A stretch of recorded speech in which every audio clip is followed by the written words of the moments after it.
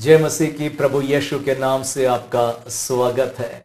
आज का मुख्य वचन लिया जाता है प्रेरित काम 5 चैप्टर और 3 कलम। प्रेरित 5 और 3। परंतु पतरस ने कहा, हे हननिया, शैतान ने तेरे मन में ये बात क्यों डाली है कि तूने पवित्र आत्मा से झूठ बोला और भूमि के दान में से कुछ रख छोड़ा। शैतान ने तेरे मन में ये बात क्यों डाली? मतलब शैतान हमारे मन में कॉन्स्टेंटली अटैक कर सकता है बुरे विचार से, खोटे इरादे से, जिसके द्वारा हम पाप कर ले ना। यहां पर शैतान ने हननिया के मन को ना बुरे विचारों से भर दिया। इससे पहले पवित्र आत्मा ने कुछ अच्छे विचार डाले थे हननिया को कि वो अपनी संपत्ति बेच करके परमेश्वर के लिए दान और भेंट में दे दे। परंतु बीच में शैतान आ गया और उसने उसके मन में कुछ ऐसी चंट और चालाकी के कुछ विचार डाल दिया, और जिसके द्वारा हननिया और उसकी पत्नी मर गए।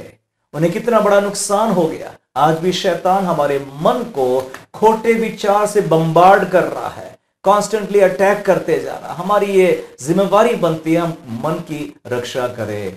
आज का संदेश आगे जरूर देखिए।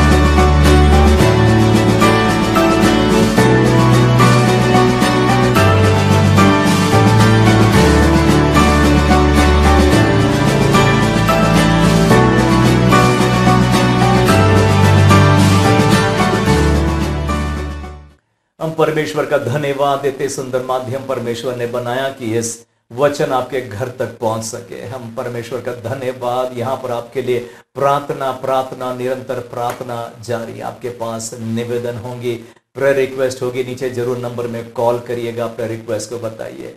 यहाँ पर बहुत सारे लोगों ने छुटकारा पाया, चंगाई पाए, उनका बिगड़ा हुआ काम सुधर गया।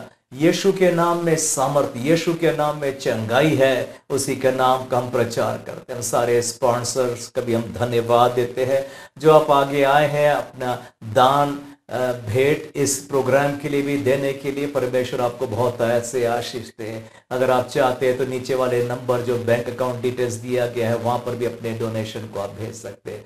परमेश्वर आपको बहुत ऐसे आशीष दे। आज का शीर्षक, देने के मामले में पाप, सिन in giving. Sin in giving, देने के मामले में पाप। और यहां पर एक परिवार के बारे में हम पढ़ रहे हैं। प्रेरित काम 5 चैप्टर 3 कलम में पढ़ता हूं। परंतु पतरस ने कहा, हे हननिया, शैतान ने तेरे मन में ये बात क्यों डाली है कि तूने पवित्र आत्मा से झूठ बोले और भूमि के दाम में से कुछ रख छोड़े। 4 कलम, जब तक वो तेरे पास रही, मतलब वो भूमि जब तक उसकी थी, क्या तेरी ना थी? और जब बिक गई तो क्या तेरे वश में ना थी? तूने यह बात अपने मन में क्यों विचारी? तूने मनुष्य से नहीं परंतु परमेश्वर से झूठ बोला। और अगर आपने आगे बाइबल पढ़ा, आप जानते हैं ये बात हनन्याह ने सुन करके वहीं पर गिर करके वो मर गया। बाद में उसकी पत्नी आती है पूछताछ करने के लिए कि मेरा हस्बैंड कहाँ है, और उसने भी सहमति अपने हस्बैंड के साथ में कि चर्च में आकर के झूठ बोलना है हमको। और जब पतरस ने उसके साथ इंक्वायरी की, उसने भी झूठ बोला और वहीं पर वो भी गिर गई। देखिएगा, ये पतरस की कलीसिया, ये पवित्र आत्मा से भरी हुई कलीसिया, ये वो कलीसिया थी जहां पर चिन्ह चमत्कार आश्चर्यक्रम अद्भुत होते होंगे। यह कलीसिया जहां पर मुर्दे तक भी जीवित होते होंगे ना। परंतु यहां पर आज 2 लोग चर्च में मर गए क्योंकि इन्होंने चर्च में झूठ बोलना पसंद किया। इन्होंने पवित्र आत्मा का विरोध करना पसंद किया।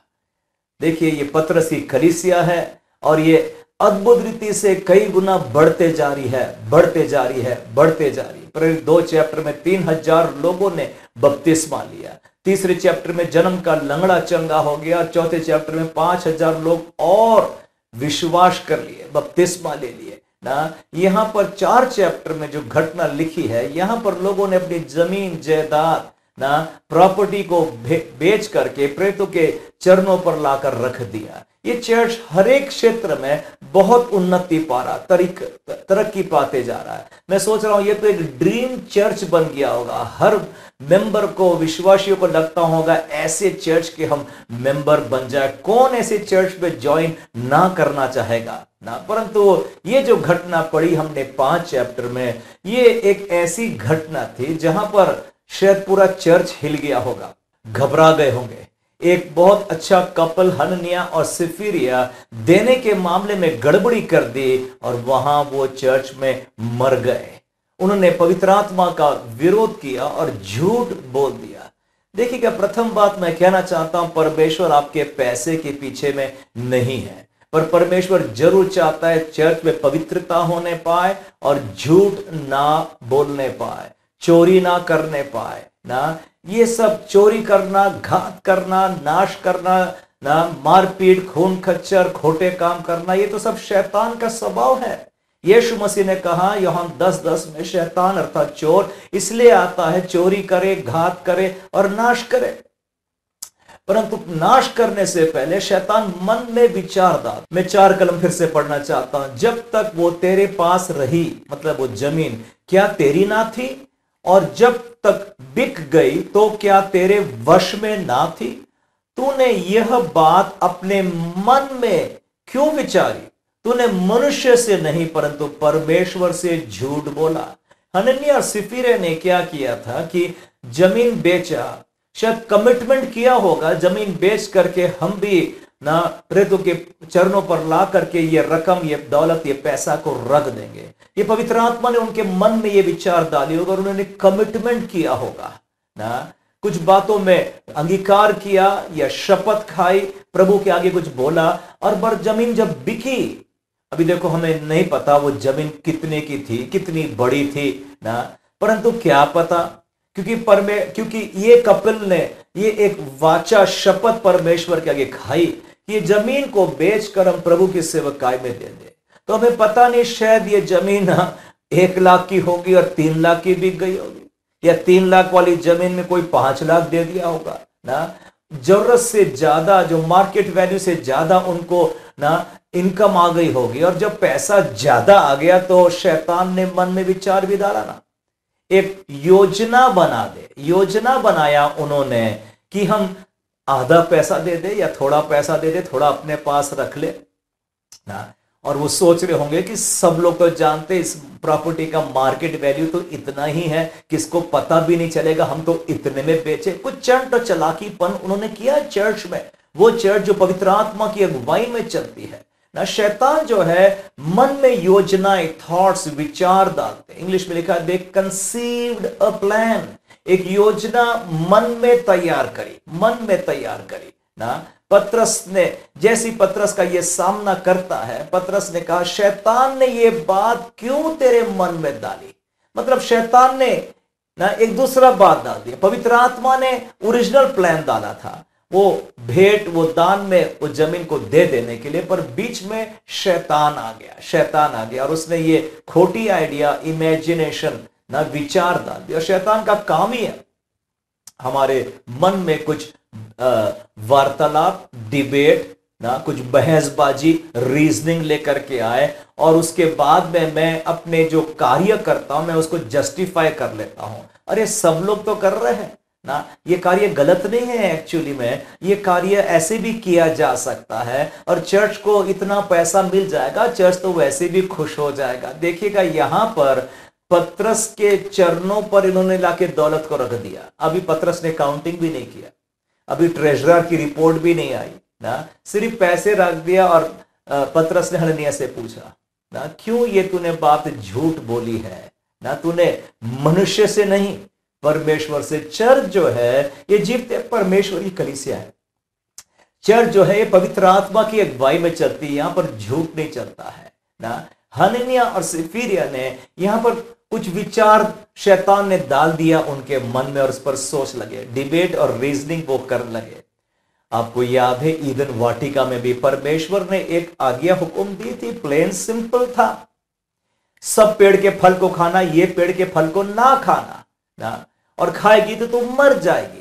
परंतु शैतान ने रीजनिंग और डिबेट और कुछ वार्तालाप और बहसबाजी मन में डाली और कह दिया कि तू नहीं मरेगी, तू तो परमेश्वर के समान बन जाएगी। और बाद में जाकर के हवा ने उस पेड़ के फल को भी खा लिया ना। शैतान का काम ही है ना, हमारे मन में कुछ खोटे विचार हम रीजनिंग करें। ये बाइबल की बातें ये ठीक उन दिनों के लिए ठीक थी, आज नहीं चल सकती है। वो मूसा और वो पौलुस था भैया, वो लोग पवित्र भक्त लोग थे, अपने लिए नहीं जमता यार। ये शैतान की धोखा है ना। आज भी रीजनिंग और डिबेट हमारे मन में डालेगा प्रभु के लिए कुछ कार्य करने या दान देने में रोक देने के लिए ना। यहां पर हनन्याह सिफिरिया ने दान देने में रुक गए, आधा अधूरा दान दे दिया उन्होंने ना।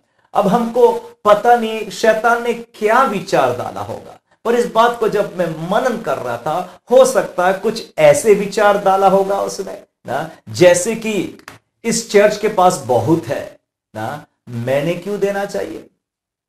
कई बार दान देने के मामले में लोग अटक जाते हैं ना, अरे बहुत है इनके पास में, बहुत है, मैं क्यों देना चाहिए।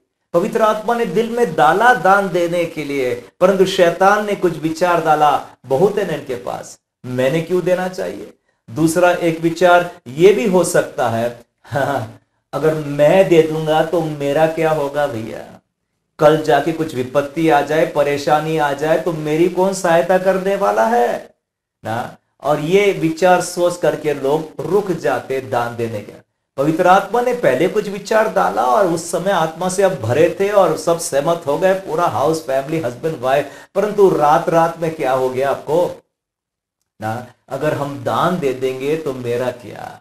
एक और एक विचार ये भी आ सकता है ना कि भैया बहुत है ना इस चर्च में देने वाले ना, मैंने क्यों देना चाहिए, दूसरे लोग दे, वो धनवान, वो सेठिया, वो करोड़पति है, वो दान देगा, मैंने क्यों देना चाहिए। और ये भी विचार आ सकता है जो धन मेरे पास में आया ये तो मैंने अपने बल और बुद्धि और सामर्थ्य से करा, ये तो परमेश्वर के द्वारा ही मुझको मिला है ना, और लोग रुक जाते। मुझे पता नहीं हनन्याह और सफीरिया क्यों रुक गए थे ना, क्यों एक बार जब कमिटमेंट करने के बाद में वो कुछ और कर बैठे थे।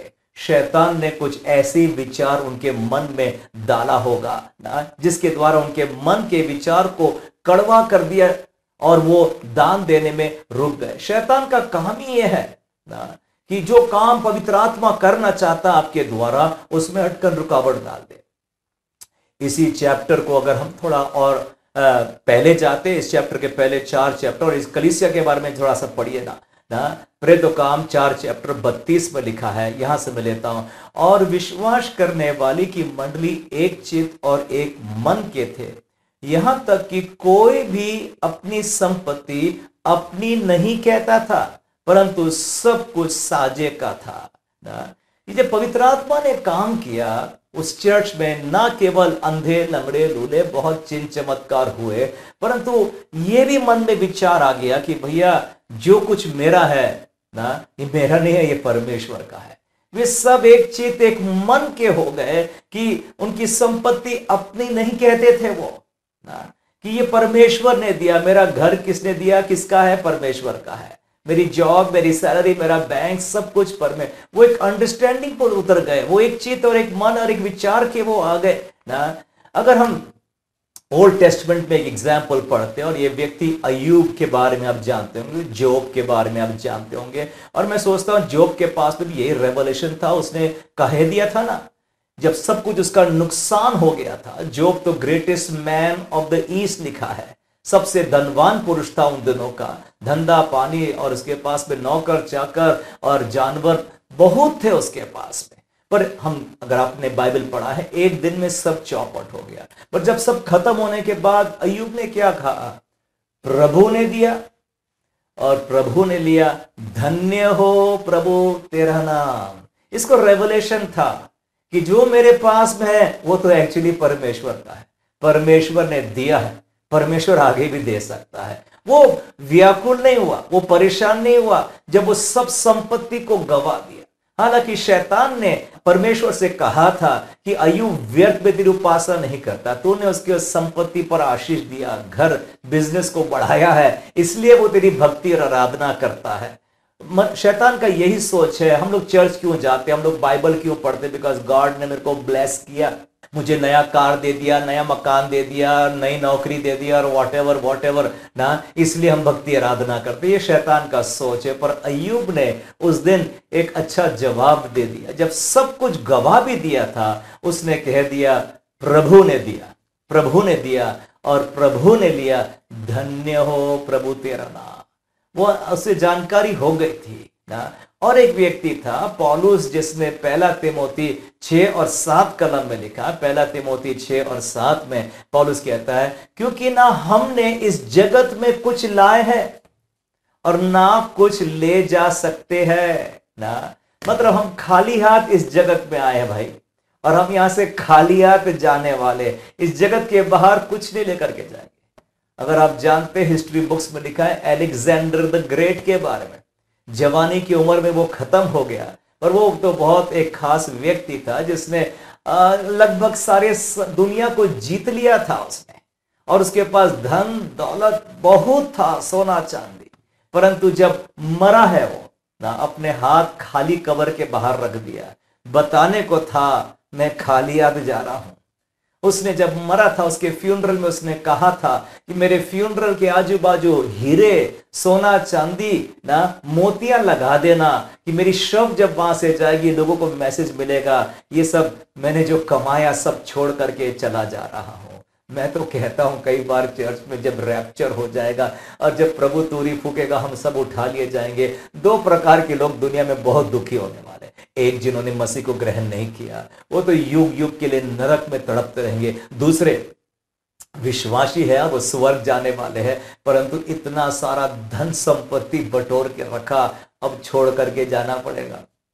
वो जब देखेंगे स्वर्ग से उनका घर और मकान, तो सब दुष्ट लोग ने आक्रमण कर दिया और कब्जा कर दिया और लूट लिया, उसके धन और दौलत और बैंक बैलेंस सब व्यर्थ हो गया। इसलिए यीशु मसीह ने कहा, अपना धन ये पृथ्वी पर इकट्ठा ना करो, स्वर्गीय में, स्वर्गीय बातों में किसी अनाथ की सुधि लेना है ना, किसी के आंसू को पोंछना है, प्रभु के राज्य और घर को बढ़ाना है ना।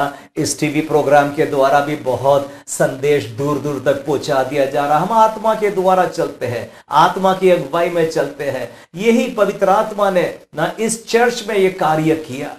प्रेरित 4 चैप्टर हमने जो पढ़ा, सबको ये प्रकाशन बुद्धि हो गया कि भैया अपना कुछ नहीं है, जो कुछ है वो परमेश्वर का। जो ओल्ड टेस्टामेंट से जोब में था, जो पौलुस ने कहा, ये कलीसिया में भी होना चालू हो गया।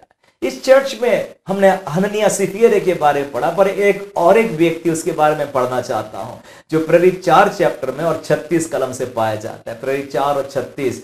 और यूसुफ नाम क्रुपुस का एक लेवी था, जिसका नाम प्रेरितों ने बरनबा अर्थात शांति का पुत्र रखा था। और 37 वचन सुनिएगा, 37 वचन। और उसकी कुछ भूमि थी जिसे उसने बेचा और दाम के रुपए लाकर प्रेरितों के पांव पर रख दिया।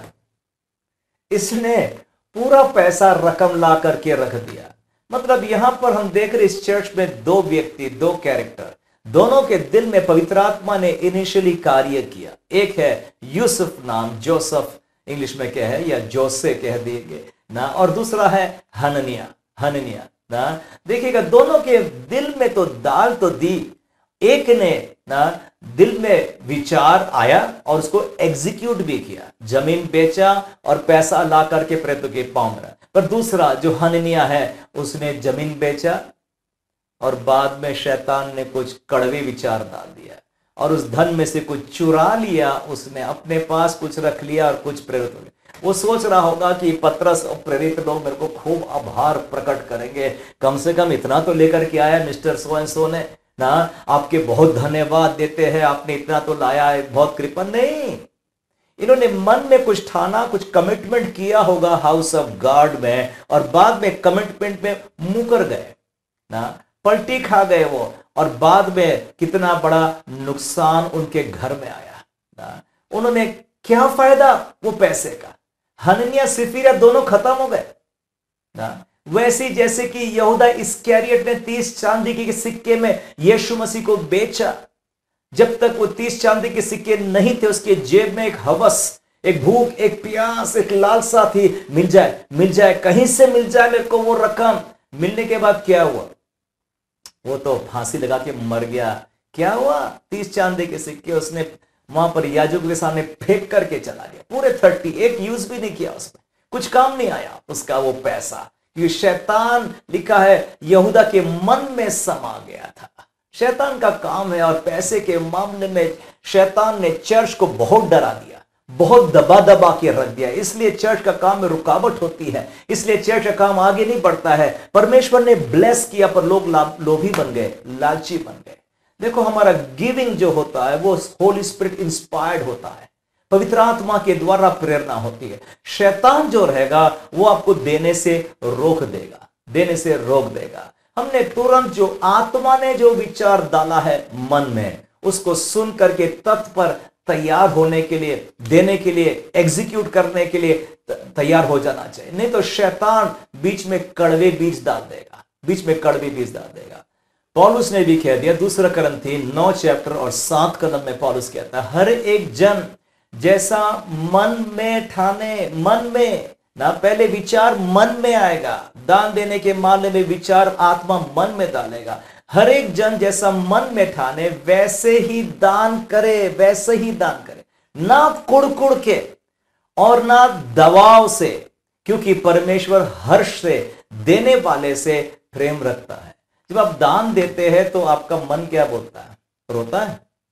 कितने बार होता है दान देने के बाद, क्यों दिया रे, मैंने नहीं देना था मेरे को ना। शैतान कड़वे भी डालेगा और आप अपने आशीष को गवा देंगे ना। इसलिए गिविंग जो होता है फ्रॉम द हार्ट, मेरे मन से होना चाहिए।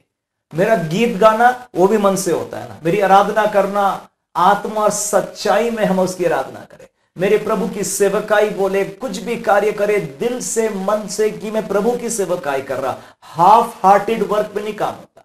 इसलिए प्रथम आज्ञा परमेश्वर ने बाइबल में सिखाया, तू पूरे दिल से, तन से, मन से परमेश्वर से प्रेम करना ना। मेरा गिविंग, यीशु मसीह ने कहा, जहां तेरा धन है वहां तेरा मन भी होता है। बहुत सारे लोग ना, जब पास्टर से चिढ़ जाते या चर्च पसंद नहीं आता, फर्स्ट थिंग वो अपना गिविंग स्टॉप कर देते। देखता हूं ना अभी कैसे चलाता है चर्च, देखता हूं ना कैसे दान देने के मामले में मुकर जाते। ये शैतान रोकता है ना दान देने के मामले। पवित्र आत्मा अच्छे विचार डाला है, आपको बोझ देने के लिए नहीं। बाइबल में लिखा है, एक बार एक घटना, जब एलिया पहला राजा 17 चैप्टर में विधवा के घर में गया। विधवा के पास कुछ भी नहीं था, आखिरी रोटी खाकर मर जाने पर प्रभु ने आत्मा के द्वारा कुछ शब्द इस भक्त के द्वारा भेजा ना, पहले मुझे रोटी ला कर दे, फिर यहोवा का वचन तू तेरा घराना खाते रहेंगे जब तक बारिश ना गिरने वाली है ना। और इस स्त्री ने तुरंत जवाब दी, सर बता देती हूं मैं, मेरे पास कुछ भी नहीं, आखिर रोटी मैं और मेरे बेटे खाकर हम मर जाने वाले हैं ना। एक घबराहट, एक डर। एलिया ने कहा मत डर, उसके फियर को एड्रेस कर दिया। गिविंग के मामले में फियर होता भैया, मैं दे दूंगा तो मेरा कैसा होगा? अरे है ना यार, बहुत देने वाले है ना, मैं क्यों दूं? ये आशीष तो मेरे को प्रभु ने दे रखा है ना। प्रभु अगर मन में कुछ डालता है, हमको ध्यान से सुनना चाहिए उस बातों को। शैतान का काम है उस विचार को चुरा लेने का ना। शैतान का काम है कुछ रीजनिंग, कुछ डिबेट, कुछ बहसबाजी, आपको दान देने से रोक देने के लिए ये शैतान मन में डालेगा। शैतान मन में डालेगा कि धन और संपत्ति जो तूने कमाया ये तेरा है, ये परमेश्वर का नहीं है, तूने कमाया है ना। शैतान ने कई बार रुपया को भगवान बना दिया। बहुतों के लिए मनी इज देयर गॉड ना, रुपया उनका परमेश्वर बन गया ना, और वो पैसे के गोल गोल गोल गोल नाचते रहते हैं ना। ये बहुत बड़ा शैतान का धोखा है।